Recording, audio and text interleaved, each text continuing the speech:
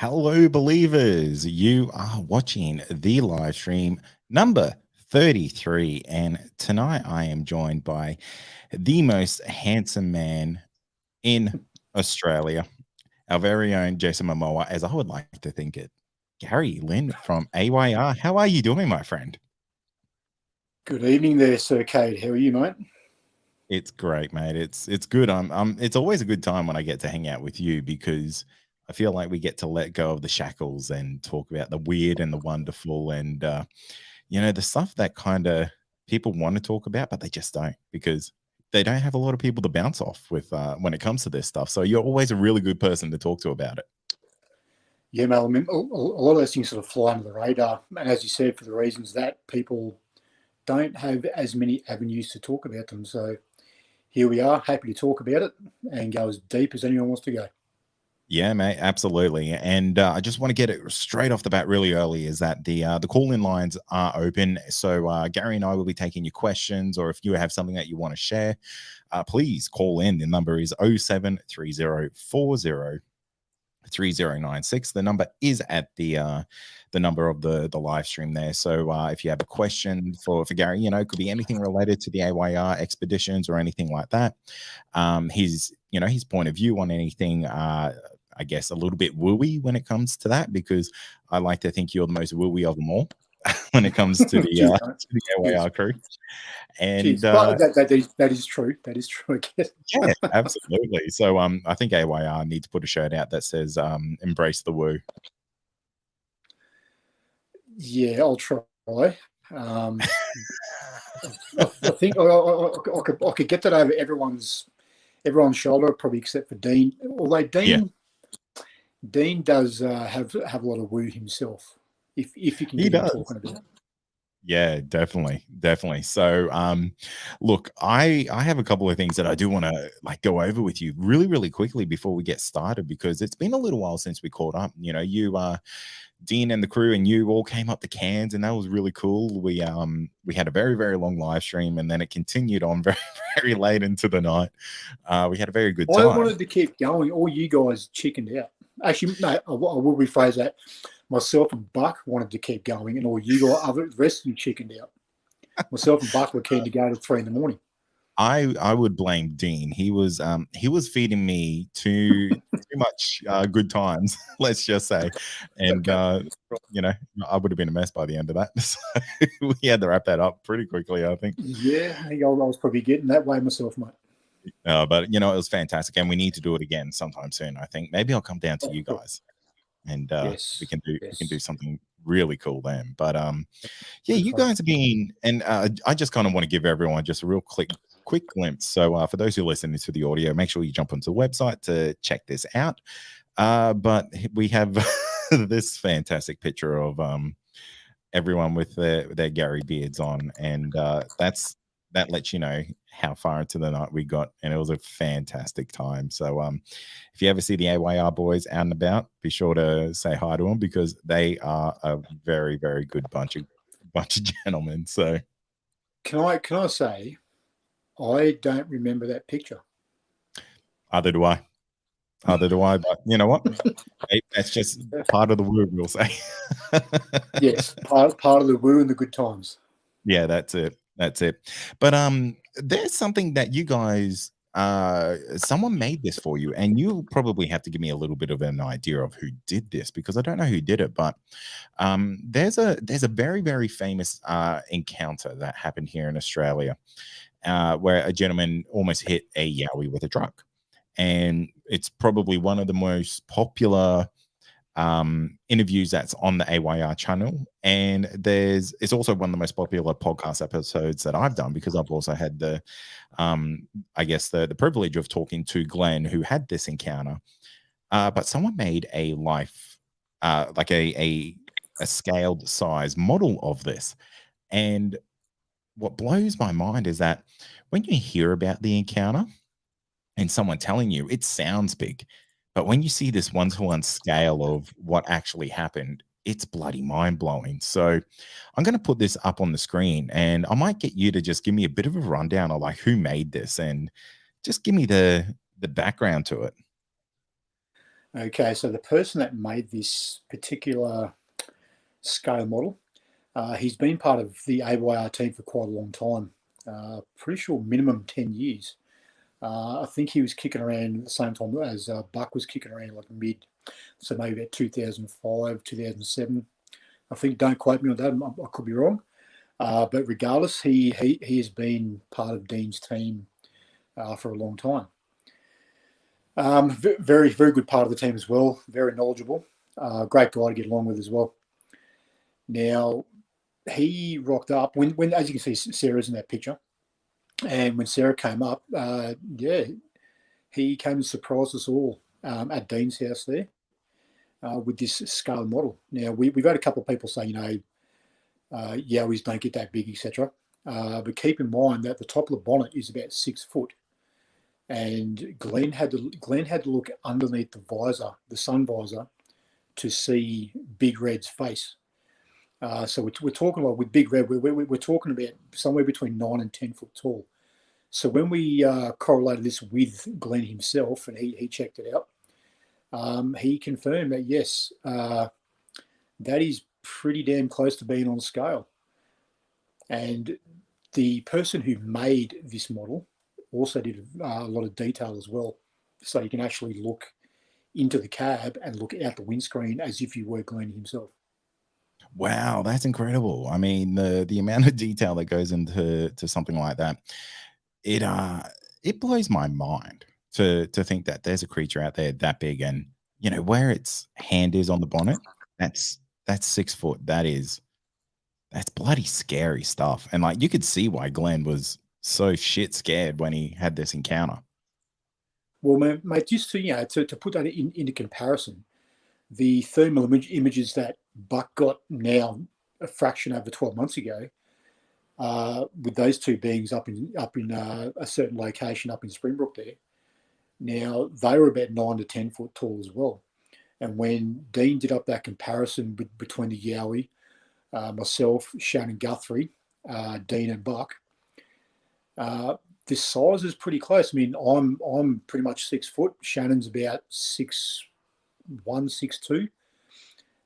So, I mean, to look at that scale model and then look at the comparison photo that many people have seen that Dean put together, it's once you put those two images together, it's very easily believable and understandable about the size.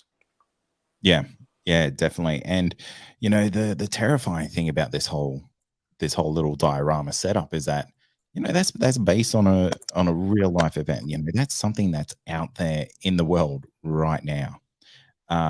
Just super, super terrifying stuff. It's I don't know what to make of that. Mate, just take it in, smile, and keep searching for the adventure. Yeah, crazy stuff. And one other crazy thing that I do want to talk to you about is there is something that you guys came upon on a recent expedition, and Dean sent me this a little while ago, and I didn't know what to make of it because I don't know, this is like some Wolf Creek level type of stuff. And you guys explain this. This looks like a grave. So, okay, how do we say this without sounding too crazy? We were again up in a certain location in Springbrook. So in that photo, you got myself on the left, you got Wade Matthews in the foreground, and Shannon Guthrie in the back there. And Dean, roughly about an hour ago, because as we do, we often go where people either don't or haven't been there in a long time. And Dean made the joke about soon we'll find a grave. And we went over to a different location on the same ridgeline, and Dean comes over the radio. He and Wade were over the southern side, myself and Shannon were over the northern side. And Dean goes, "Yeah, guys, get over here quick. We found something a bit strange." And next thing you know, there's a grave. We sort of pondered about it for a while, but then, there's a dog bowl in there. So we figured it must be a dog. Someone's dog has passed. So yeah, obviously out of respect, even though it looks like we're taking it apart, we did not take this thing apart. At the very most, we like lifted a couple of rocks up a little bit to see the dog bowl. So we weren't actually trying to disturb the gravesite, because obviously that's disrespectful, regardless if it's a furry family member or a human being. But yeah, so there was a dog bowl under there. However, the size of the grave is what concerned us as well. I mean, yeah, as you know, like we have English Mastiffs, and a big boy that we recently lost, he was probably one of the biggest dogs that people have ever seen. He was 106 kilo. That's right, you heard me right, people. 106 kilo, and he was actually a bit smaller than his father. So I envision it'd have to be a dog of that kind of size for a grave of that size. I'm talking about almost 2 meters from end to end. But being that it's a dog bowl, we just figured there must be a beloved puppy under there. And that was on a yeah, sorry. Oh, how far off into the bush is this? Oh, mate, it must have been at least 40 meters as you can see, like it's dense rainforest in there. Roughly about 40 meters. And again, a location that the public, I'd be very impressed if the general public would actually know where that location is. But I mean, like it was one of those days, we went to check out an abandoned house. We were walking through this house, obviously taking pictures of random stuff and old newspapers from the early 2000s in this house. Dean took a photo, and the image was kind of distorted. Actually, Dean and you sent me that. Let me see if I can find that one just while you're talking. Was it is? So okay. I'll leave that until you can find that picture. But yeah, basically, we're trekking around this area. We found two different size footprints in succession with toe impressions. So if people picture when they step in mud and the mud squishes between your toes, that's exactly what we found. From memory, so two beings, so two different size tracks. One was a 16 or 17 inch track impression, again in succession, and the other one was for about a 9 or 10 foot. That's the one. Yeah. So in that picture there, so that's me. You can see up the end there. Now, if people take note, the door jambs and that kind of stuff are not distorted like the image in the photo. And after talking to some people up in Springbrook, they come to tell us that yes, that abandoned house does have lingering spirits. It's I don't know if you've listened to the most recent episode of the podcast, but it's an episode called the Ox Monster Part 1. And this guy, he had a set of encounters when he went into this apparent haunted house, and it was kind of like the whole house was changing its reality while he was in there. Like the ceilings were like a portal gateway kind of change. Yes, yeah, exactly. So like the ceilings were way bigger than what they were when he went back another time. Rooms had different floors. Hey, look at him, g'day, mate. And it's quite a terrifying encounter. And when I interviewed that gentleman, it made me think of that picture, because it's kind of like you can see reality in that picture, but you can also see like a sense of warping going on. And it really makes you wonder, like, what happens in places like this of, who knows what's going on there? Like, is it such a high concentrated area of energy, spiritual energy? Mate, you've definitely got a fan there. He's a daddy's boy. Absolutely. And it's just mind-boggling, like the things that go on just out in the world that there's no explanation for. Well, mate, that's why I wish more people would be open-minded to again, as people heard me say a lot of times, the real side of life, because there's just too much going on.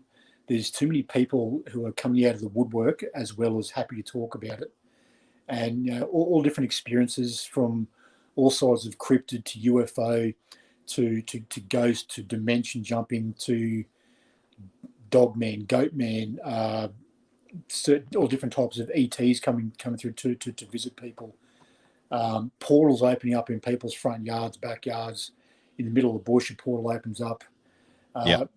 There's so much going on, and as we progress, the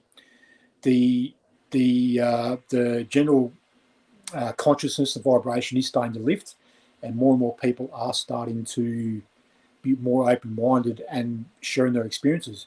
And what people don't realise is that when one person shares their experience, they are then opening themselves up to potentially hundreds of other people who will then talk about their experiences. So yes, it's a domino effect or butterfly effect, but on an extremely grand scale. Yeah, absolutely. And I guess that's kind of why platforms like AYR and my podcast kind of exists, is because those are sounding boards for people who have these types of encounters and don't really know where to go or who to talk to about this type of stuff. And it does have that, I like to call it that snowball effect, because I try to feature as many different types of encounters on the podcast as I can, because if I keep putting the same ones on over and over and over, that doesn't help someone who's potentially had an encounter with something different. So that's, I mean, on saying that too, sorry, on saying that too, like as people know, there's a lot of crossover between the different subcultures of the paranormal cryptid world as well. There's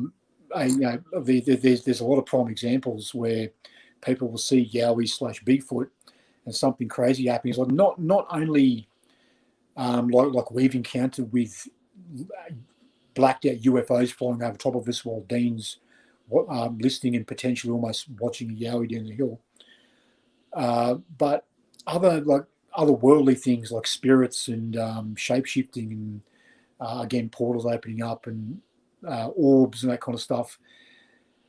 Are they connected? Again, we don't know, because we just don't have the knowledge to say yes or no.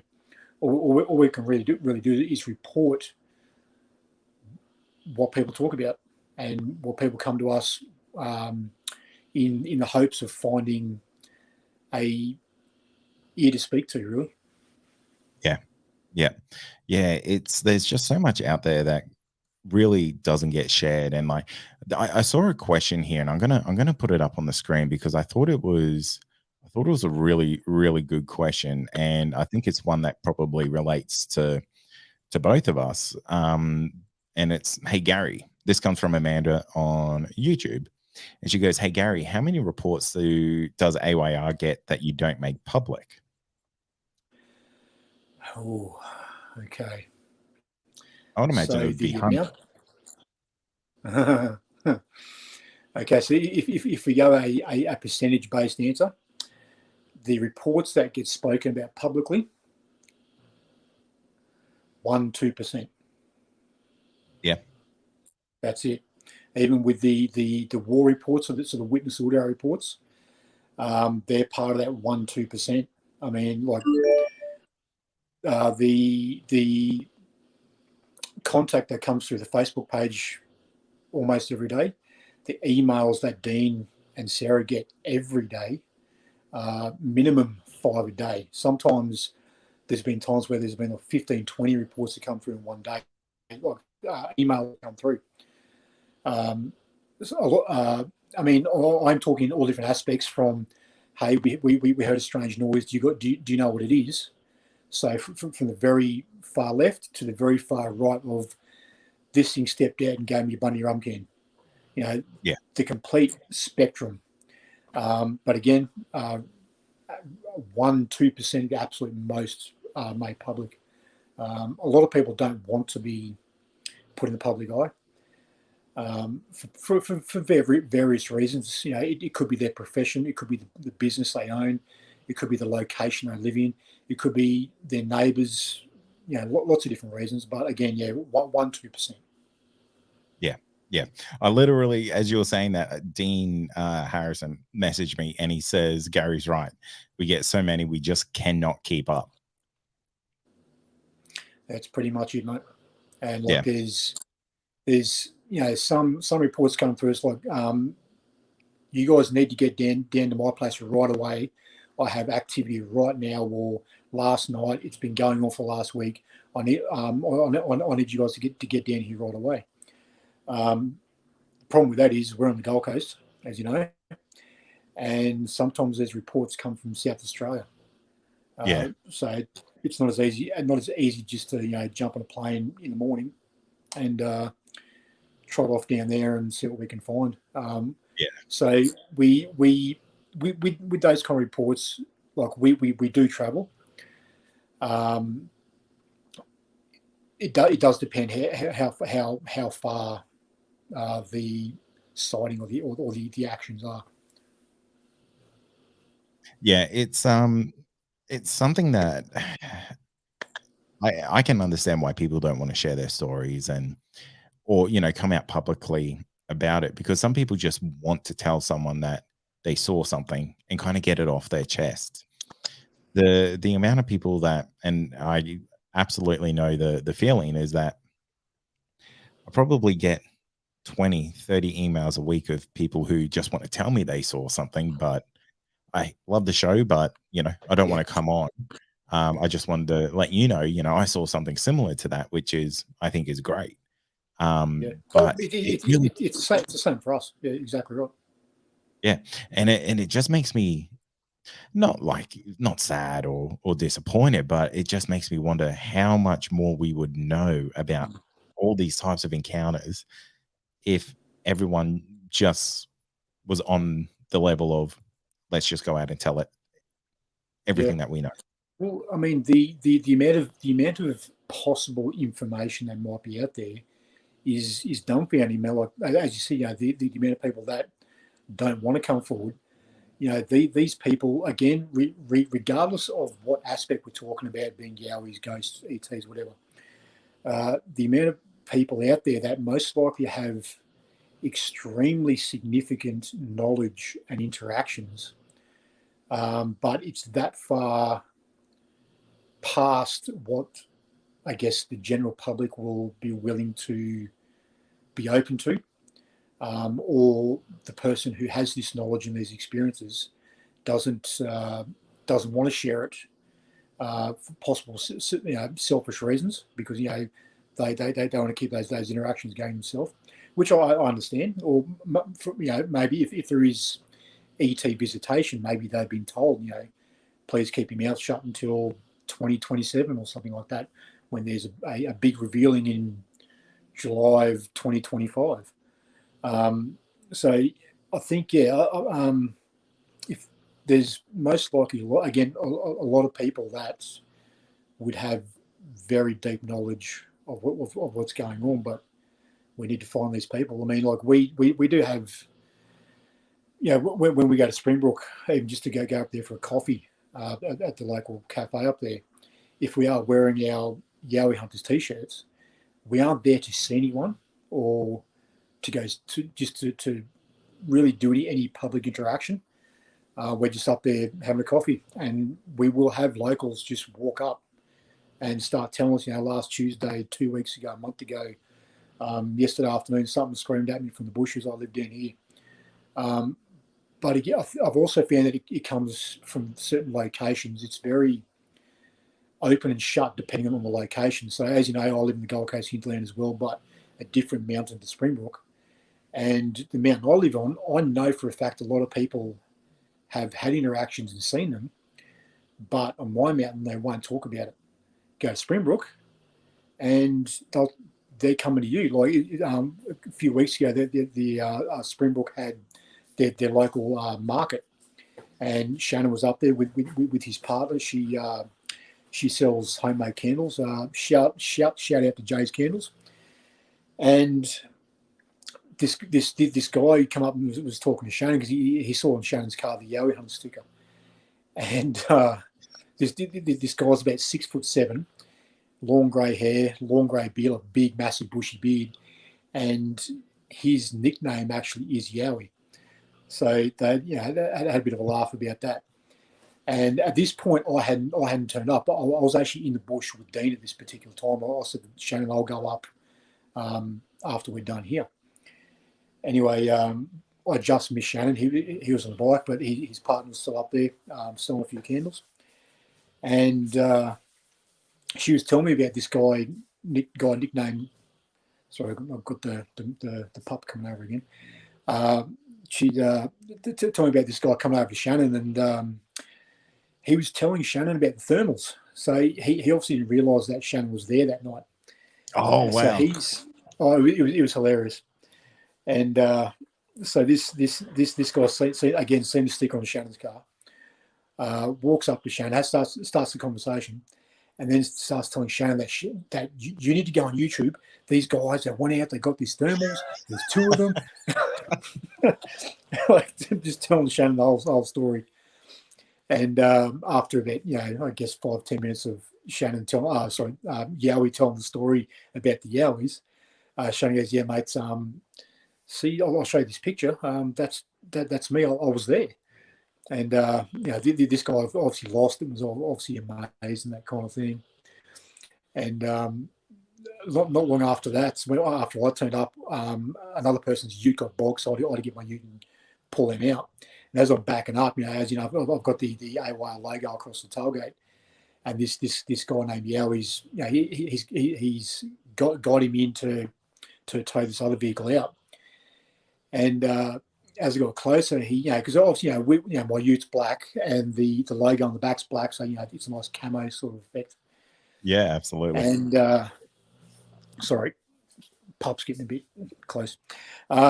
And as I started backing up, he then focused on the tailgate of the ute, and you just see the eyes light up, and then he's telling me a bit. Then it was a hilarious afternoon anyway. Mate, that actually brings me to a point that I've been asked very nicely to ask you about, is the amount of people, the amount of guys that seem to have a man crush on you. You are okay.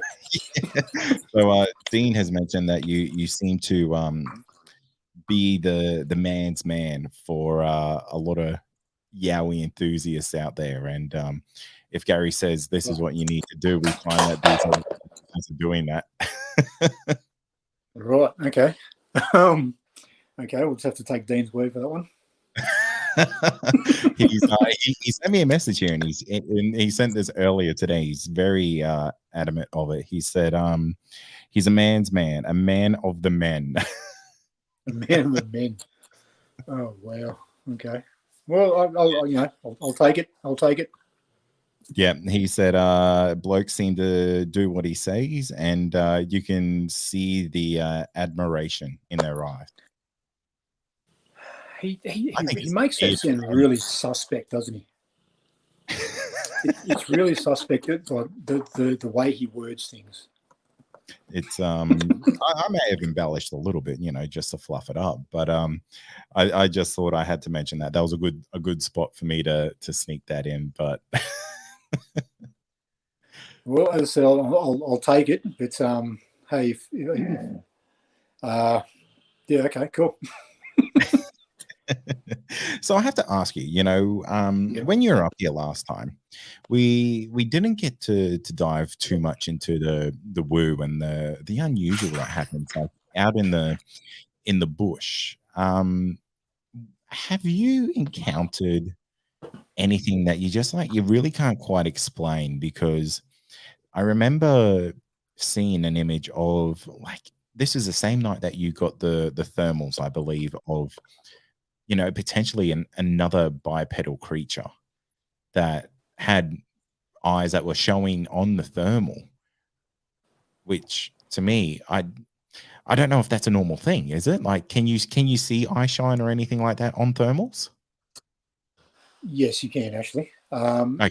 If you watch the full 1 minute. So the video that Buck got with the thermal, it's about 12 minutes long. I shortened it down to about a minute 16 of the actual footage. And at the very start of that footage, there's Eyeshine watching Buck. Now, this isn't the same Eyeshine that he was watching at like that first being he was watching with the hands coming around the tree stump. This is, I believe, one of the two beings that he captured on the camera. Right. Eyeshine, Eyeshine poking through the bushes. And then moments later, they step out. But yes, like I've seen I've tested with my dogs with the Eyeshine, and yes, yeah, it actually does pick up Eyeshine. Yeah, that's really I will say that. Yeah, sorry, yeah, so yeah, that night there was definitely more than two. There's at least three there that night. So the first one being that strange figure poking around the tree stump, which we aren't even convinced that was a yowie, to be honest. Hey Ed, yes, I've actually seen a min light out the back of Toowoomba when I was about 16. Followed it for about 5 minutes, or I should say, followed me for about 5 minutes. So yes, I have seen a min light. I was going to say, isn't it bad juju to be following a min light? They're supposed to lead you away. Yeah, so my stepdad's a bushy, and he grew up on farms and tractors and that kind of stuff out Gundawindi way. And I remember him telling me when I was young, if you see min light, look at it, do not follow it. And I took that advice, and I watched this min light to the right hand side of me going west towards between Toowoomba and Pittsworth. And yeah, for about 5 minutes, it was about the size of a basketball, about 100 metres away. And yeah, it followed me until I just stopped paying attention to it, and then it was gone. Makes you wonder what they are. At the very most, I can say energy. Yeah. Energy of what kind, I don't know. But yeah, some kind of energy for some kind of purpose. And it almost seems to have like a level of sentience to it as well.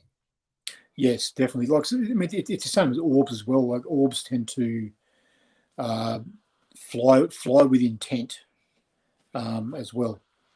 Yeah. So there's definitely something going on there.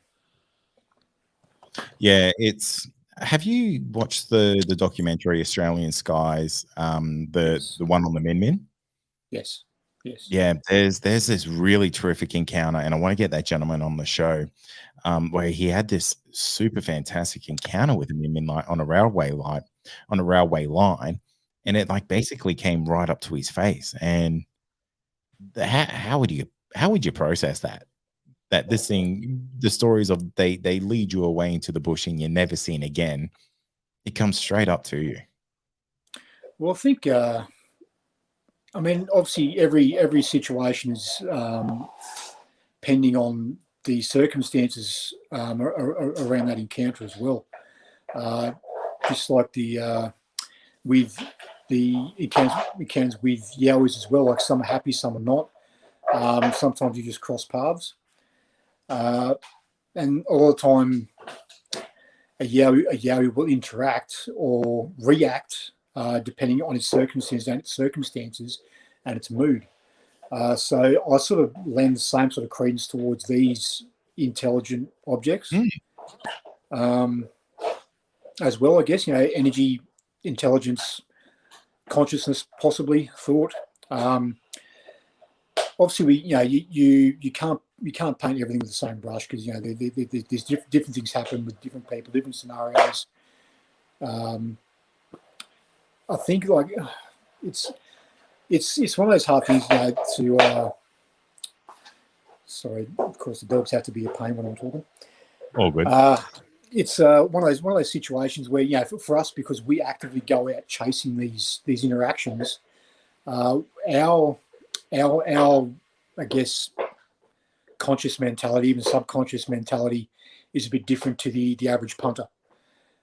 So if when we see these things, we actively try and interact with it and get knowledge and take it from there. Whereas the average person who is not expecting this, not looking for it, not waiting for it, that'd be a very paradigm changing event. Oh, Mate, absolutely. You know, the average person going on a bushwalk or something like that, and they see this a ball of light that seems to be intelligently controlled and is interacting with its environment, you know, potentially interacting with you, really really does blow up that whole theory of, you know, that's a ball of gas or that's ball lightning or anything like that. It just, like you said, it just changes the paradigm completely. Yeah, exactly right. I mean, everyone's different. Everyone's going to react different. Everyone's going to think differently. Everyone's going to be open or not, or halfway open. It's one of those things that you really can't say what you do until it happens to you. Yeah, yeah, for sure, for sure. Is that something that you're, if you encountered that in the bush with your entire crew, would you switch tact and then follow, you know, that say min light or that orb or something like that? I think I would like to think if we had no current Yowie activity at that point in time, yes, I would 100% go after that orb, that ball of Yeah, energy. I think also if we did have Yowie activity at the same time, I would like to think that one team would stick with the Yowie and the other team would go off and try and investigate the orb. I think that's probably a bit of a sensible way to do it. yeah, absolutely. You're a big believer of the C5 movement, and you're Yeah, let's you're see. pushing me further and further into Which way? going into it myself. It's there's a crew here in Cairns that do it, and I've reached out a couple of times, and I'm the worst human being in the world. You know, you can say, "Oh, it's on at this time," and I'll completely forget about it. um, but it's something I want to check out. But the I just had the idea of, have you ever thought of doing, you know, C5 protocols while out on Yowie expeditions? Yeah, I've actually not so much the protocols as in. Okay, let me. Okay, so as you know, Sarah knows, as people know, when we do go to these locations for our research nights, myself and Shannon, we actually do go off and meditate for about half an hour and put that intention in the bush. Part of C5 is meditation. It is a guided meditation, so uh, coherent thought sequencing. So basically, with your C5, you actually want to envision where you are at your house, to above your house, to above your area, to above the larger area, to the state, and like actually a vision, like on a Google map when you zoom out. That's basically what you want to envision when you do C5. So basically that's putting out a beacon to tell any potential crafts that are flying past or are open to interaction. It's basically telling them where you are. So with the Yowie stuff, yes, we do meditate. I have played the C5 crop circle tones while I've been out. I mean, there's no harm in trying. I do also play a lot of frequency type music on my phone as well while we are doing the Yowie thing. Even if we are just going for a day trip into a certain area with no expectation of staying there a night. If I am by myself, so I'm over here in Dean's 100 metres or over to the right, I will actually play frequency tones through my phone. Just put it that vibration, because it comes back to we are all energy, we are all frequency. A lot of people can't get their heads around that, but that's the way the world is. Like there's scientific proof of that. Oh, And I'm saying absolutely. that, Yeah. well, I mean, as people know, like with the sight and sound spectrum, if you can see, where are we? Yeah, a bit hard. So if my elbow to my hand is, sorry, I'm just trying to work this out. If my elbow to my hand is the full range of sound, sight and sound frequency, we can only see in this much, and that's been scientifically proven. So if we can only see in that much, what else is out there? So Yeah, actually, with let me put it with up on the screen, yeah, because that's a really good point of the the visual spectrum, because it is, like you said, it's just one of these things that we really do only see a slither, and it's incredible. Well, it just makes you it makes you wonder what else is going on around us right now. Oh, exactly. Yeah, there you go. Visible spectrum. What else is walking around in those other spectrums that we can't see or hear or feel? I know, like, certain people can tap into these things. I'm not sure how far they can tap into it, but it has happened. There's been instances where people have seen things that don't seem right, and then disappears straight away. Like, was that a stuff up of another being from another frequency or parallel universe or spectrum accidentally stepping too far into our dimensional spectrum? There's just so much that we just don't know. So to be arrogant and say that we know everything is obviously the wrong thing to do. Well, what I find really, really interesting is the amount of UFOs that get seen in the infrared spectrum. And you have a look at that infrared spectrum. That is gigantic. Yeah, exactly. Well, as we know, like Brent Thomas of the Paranormal Portal, he caught a UFO on night vision a while ago, and Yowie Dan caught a UFO on his thermal camera. It's the same thermal camera that we use. He watched this thing for a good few minutes and then watched it fly away. Yeah. So, there's so much more going on. Oh, and it's crazy to think, like, if you just went outside right now and you could see 20% more of that spectrum, what would you see? Oh, mate, even 5%. Yeah, even 5% would blow our minds, and it'd be so. Even for us, us and people like yourself as well, who are very much into the real side of life. I think we'd be so blown past our paradigm as well. One thing that I thought of when looking at that full spectrum there is, when you're out, do you ever experiment with ways to potentially interact with the Yowie? Because I see that and I always wonder if they respond differently to, say, audio frequencies or something like that are outside the human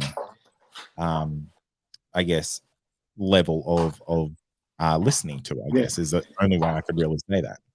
Yeah, like a good example is like a dog whistle. Yeah, we can't hear a dog whistle and they can. Yeah. I've tried with a pan drum as well. With a pan drum, it has different frequency tones on it. Yeah. Which plus a pan drum's obviously a very soothing, calm sound as well. We try we whistle as well, just like a general whistle in the bush, because I have heard these beings whistle on multiple occasions, and it's always in 3 tones. I've heard them whistle probably 5 or 6 times, and it's always in 3 tones, like a low, medium, high, or low, high, medium. Always in 3 tones. So generally, when I'll do it, I'll try and always do 3 tones. What do you take of the frequency range that these creatures seem to have? Because I hear so many reports where it sounds like a guttural creature, like a lion type of thing, but also a woman screaming at the same time. Like, it's almost like there's multiple tones happening at the same time.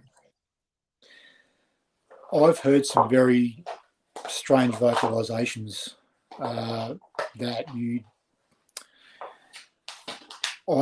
haven't had trouble trying to put into words the sound that I heard that has been super high pitched and super deep at the same time, and then it sounds mechanical as well.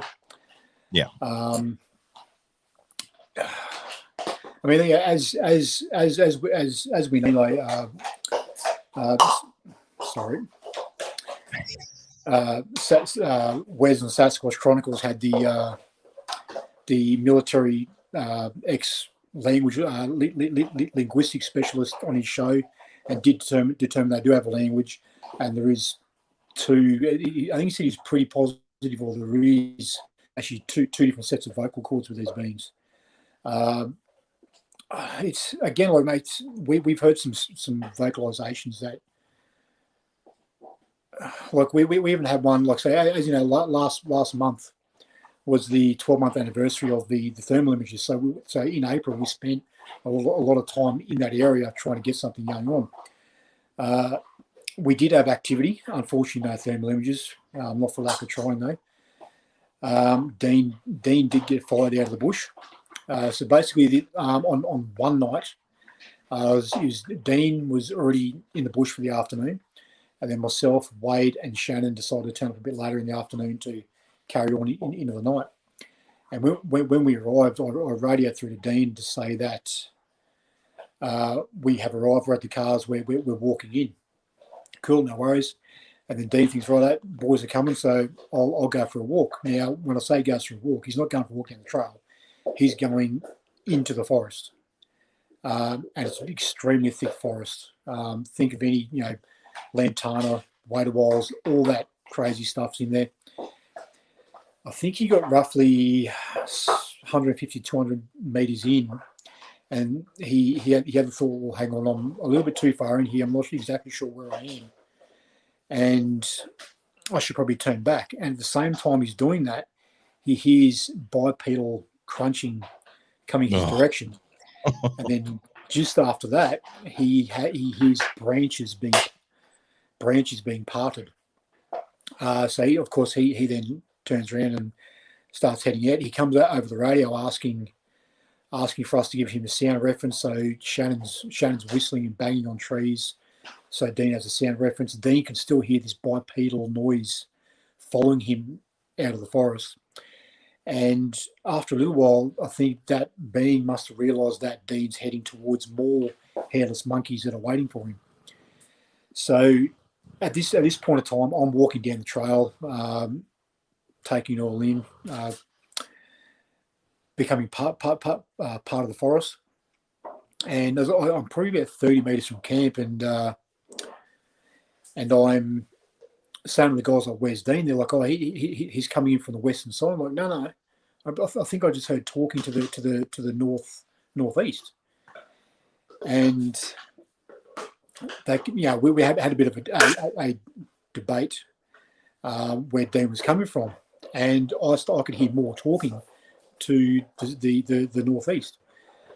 And so myself and Wade are going back and forth. No, Dean's coming this way. No, I can hear talking this way, because I could hear talking on the radio, and I figured, the talking on the radio, that's Dean to the northeast. So no, Dean isn't coming from the northeast. He's coming from the west-northwest. This is he's having a good time. Puppies, mate. Puppies. He's love him. Almost 50 kilo. Neo Mastiff, and he's just a big pain lately. April, if you're watching this, can you please come down and help? I can hear talking off to the northeast, and I swore away, like, no, I'm telling you, I can hear him over the northeast. And next thing you know, Dean pops out of the bushes in the northwest.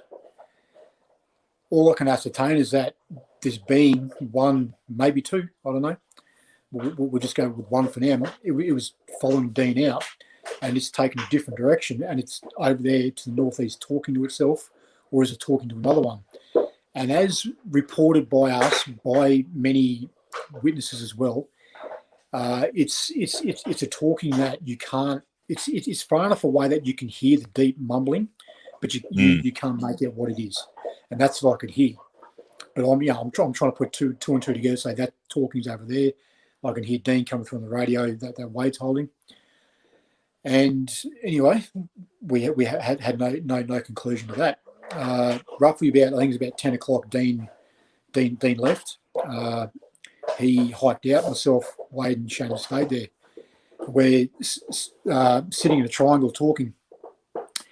and we hear this whoop, whoop, whoop, whoop, whoop, whoop. Like it takes off in a westerly direction, and it was back in where the thermals are. And we think, what was that? Like, was that a bird? And basically, because of the sound it made and the speed it took off, was that a bird?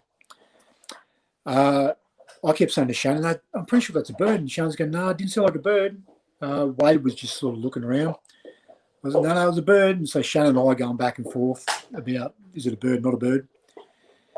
And next thing you know, if you can picture a massive log gets slammed on the ground, the massive thump, we hear that. We all jump up straight away to our feet, grab the thermal cameras, and then you hear the screams of a marsupial. A marsupial just screaming in pain. So we, again, we've got the thermal cameras. We then go in single file, walking up the trail, trying to see into where these sounds are coming from to find out, what is that? What is that noise? I mean, it's obviously a marsupial screaming, but what else is going on? So, but unfortunately, we didn't see anything. But this marsupial kept screaming in pain, and we stopped a little ways up the track, and Wade says to me, he goes, do you think we should go in there and have a look? Because like this marsupial is still screaming. And when we're in these locations, I tend to follow my intuition, my gut a fair bit. If I feel that that we're going to get activity up here, my intuition, my guts tell me that, so we go up that way. My gut was telling me no, we don't go in there, stay out. And Shannon turns around and goes, "Did you hear that?" And I was like, "No, Wade and I are talking about going in there." And just probably about 5 seconds after I said to Wade, "No, look, we're staying out. We're not going in there." The screaming stops, and Shannon hears loud, wet chewing. Oh, no. Yeah. Again, we've got the thermal cameras trying to work out what's going on. Still, for some reason, couldn't see anything, but it is a location where if you were laying down low, then you wouldn't see anything, just angles and elevations, that kind of thing. Not long after that, during daylight hours, we were back in there, and I found a big butt impression behind our camp through the bushes, facing us where we were sitting. So all I can guess, now it's obviously unknown, is that a being was sitting there watching us talk and that kind of thing. I will say at the same time, we had a Bluetooth speaker playing with frequency music playing through that speaker. So yeah, a potential Yowie sitting there watching us. I'm only talking about 6 or 7 meters away.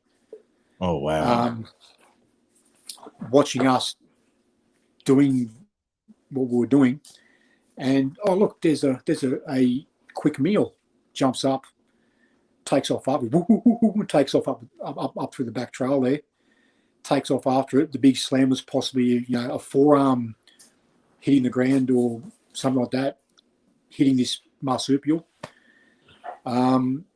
Quick meal, and then we'll make this marsupial scream and cry to see what these humans are going to do. Are they going to come in? Because there's the old warning: if you hear a baby crying in the woods, don't go in. Go in after it. I have heard that out of Mount Lindsay. Really? Also witnessed by another 4 of my good mates. We're all there. Baby crying in the bushes on this side of the road, and then 10 minutes later, baby crying in the bushes on the other side of the road. Oh no, that's too much. Exactly. It was that kind of thing where Wade said, "Should we go in?" My gut said no. That sounds like a bit of a bait situation. Now we'll poke and prod this injured marsupial, make it cry, try and get him to come in there, and then we'll see what happens then. And that's when my gut said no. We stay out here. And next thing you know, Shannon hears loud, wet chewing. Oh man, that's crazy. And like well, it's exact terrifying. location of the thermals. Yeah, and that's terrifying because like you said earlier, there's potentially 3, and who knows, there could be so many out there. There could be a whole troop sitting back there, mate. Yeah, exactly. But Gary, mate, it has been such a pleasure to hang out with you tonight, mate. I have 100 things that we could have spoken about, and I could have went down UFO route, could have went down some mind speak. There's just so many avenues when it comes to Yowies, UFOs, and the woo, man. Oh, mate, we even took a dogman report a week ago from the northern end of the Gold Coast. There's so much going on. I might have to talk to you off the air about that because I've spoken to someone. Oh, that was weird. The lights just flickered in here. I'll have to talk to you because I've spoken to someone in that Gold Coast area, Brisbane area, who's seen a dog man. Yeah. So cool. yeah, we'll have to compare notes. But Gary, man, where can people find you if they don't know where AYR is? We are everywhere. Okay, so you go to yowiehunters.com. Quite an easy, simple address. It'll take you straight to the website. You can find everything you need to know on there and possibly more. There's even a forum you can join. You can go state by state for a lot of reports as well. Click on your state and it brings up most reports from your state. Plus a lot of other information, pinpoint maps, that kind of thing. And again, the forum, which is a wealth of knowledge as well, if you get on the forum. It's unbelievable, that forum. Sorry? Oh, it's unbelievable, that forum. The amount of, I would say more educated than your average Joe Blow who's out in the bush. There's some very educated guys in there. Well, the thing is, like, it's proper talk, proper research, not just shits and giggles or such. Red circles and yellow arrows. That's the one, mate. That's exactly right. Otherwise, apart from that, mate, Australian Yowie Research on Facebook, but make sure you put in Australian Yowie Research Official. There is a group on Facebook, which is Australian Yowie Research Society, I think it is. That's not us. And there's a new group called Australian Yowie Discussion, which is not us either. Yeah, you guys need to create a proper group or something, like knock those other... Oh, mate, there's so much... have to try and find time to do it as well. Yeah, that's it, mate. You know what? Let the others pretend to be you, and you just keep doing what you guys are doing because you're making a big difference out there. You're the guys who are out there finding footage, doing the hard yards. The amount of people I've seen out there that are faking footage is disgusting, just to get a bit of limelight. But yeah, well, I mean, mate, we potentially had that happen a couple of days ago, where someone sent through some photos, and when I zoomed in on the photos, there was a Google image stamp across it. Yeah. If I didn't zoom in, like I was looking, going, oh, actually, he actually might have something here, like in the bushes over there behind the trees. And then when I pinched the phone and zoomed in, I saw the Google stamp. So I'm not accusing this person of it, but it was a bit strange. But as you know, as you just said as well, we actually do get out there. It's not just a case of go for a walk down a trail for an hour. As a lot of people know, we actually are in the depths of mountains and valleys and rivers, creek systems and river systems and that kind of thing. You have to go to these places to actually do the research and find what we find. I mean, the thermal images, even though technically it's on a track, a very unused track, but if we weren't trekking through mountains, we wouldn't have come across this particular area. So there are a lot of hard hours and literal blood, sweat, no tears yet. But I'm saying that I was walking in front of Dean, so maybe there has been tears from Dean, but I haven't seen it because I've been in front. Little whimpers, it's he blames me all the time. Yeah, Gary said go down here. Good idea. Next thing you know, we're 3 hours down this valley, struggling to get it. Yeah, good idea, Gary. If you know what, You go to those unsearched areas, you find the hidden gems. Well, I mean, the last time we did it, mate, we actually got paralleled on our way back out, and I'm talking like, I think it was 2:00 in the afternoon, and we had something paralleling us most of the way out. And we're just checking out a location. So, you know, again, you have to go out of your comfort zone. Michael Lane I would love to use Kate as bait. Phew. We tried to do that with Sarah, but it was a bit wet. It was a bit wet when Sarah was up. So, you know, from our experience, they don't like to play in the rain too much.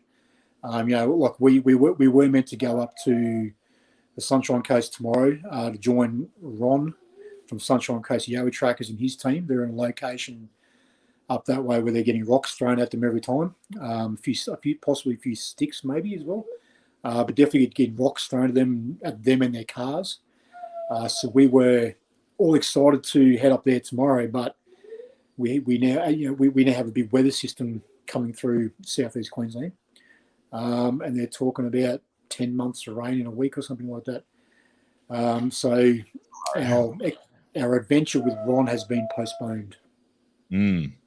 Very unfortunate, but who knows what waits at the end of a massive wet season. You know, the bush would just be a whole different place then. It's something that like you need to get out there and experience it to actually understand what it's actually like. Yeah. Yeah. Sorry if you can hear that whimpering. My pup's getting upset because I'm not giving him any attention. No, that's all good, mate.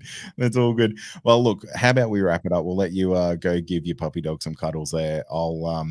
I definitely need to come down your way. We'll have to tee up a time, come out for an expedition. Maybe we can just do like a walk through the park, something very, very mild for someone sure. Like me. For sure, yeah. I've got some things in mind. You know, a couple of gorges and valleys we can trek into. So yeah, they won't take too long. Yeah, mate, absolutely. I'm super keen. I'm super keen because you know, none of the local Yowie hunters hit me up. So it's well, mate, as you know, when Attila and Yowie Dan turned up, they had activity at their cabin. They weren't even looking for it. You know, it just happened. So hopefully we get the same sort of thing going for yourself. Every time I talk to Attila, weird shit happens. Every time, and I like it. Mate, I have to get with him in person. That's one thing that's when you do come down, you, myself, and Shannon need to sit down and have a couple of rum. We actually call Bundy rum and cokes contact juice, because every time we sit down and have a 10-pack of contact juice, we start having. I'll just put a blanket term: UFOs turning up above the in the skies above. Mate, so yeah, the three of us need to sit down and have a chat and just talk about the strange stuff that we experience. Absolutely, I'm fully down for that, mate. I've got more stories than I could probably share in a night because, you know, this podcast has showed me a lot of things. So yeah, for sure. It'll be very worthwhile. But let's wrap it up there, mate. I've thoroughly enjoyed hanging out with you again. It's always a pleasure. And for those who are interested, of course, go check out the AYR crew. If you do like the podcast, this is the first time you're listening to it, be sure to subscribe. All the little areas you can find it down in the they won't be in the show notes, but they're on the screen. You know, you find on Apple Podcasts, Spotify, or go to the website. And if you do want to get bonus content, I think there's nearly 40 or 50 episodes, something like that. $5 a month. Go join Bleed Plus and early access and all that jazz. Well worth it. Absolutely. Yeah, you're a supporter. Thank you very much, mate. It's much appreciated. Almost day one, mate. Yeah, indeed. Well, mate, let's end it there tonight. Thank you so much for joining me. We might have to make this a regular thing. We should call it like Bigfoot and Beers and have like a 6-pack each or something. I'm keen. Yeah. Let's do it. Let's lock something in like that. We'll sort something out. Yeah, but thank you so much for everyone who's tuned in tonight, and thank you to everyone who shared the live stream or liked it on YouTube, subscribed, done all those things. Let's let's keep this thing going on, and we'll see you next time. Cheers, people. Cheers.